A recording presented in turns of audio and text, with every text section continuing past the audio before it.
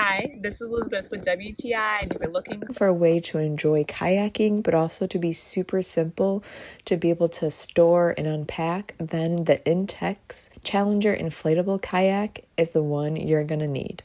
They make it super easy to inflate your kayak. They even have a number 1 for where you start on the bottom and a number 2 for the side part, so just simply follow the numbers.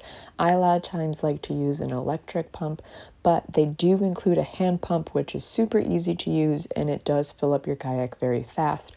All you have to do is it anchors down with your feet, and you pull up and down on it until your kayak is firm enough to hold your body weight. It also has the chair that you can pump up separately if you wish to use it. I definitely like to use it. It velcros in and then also buckles in, so it's very secure.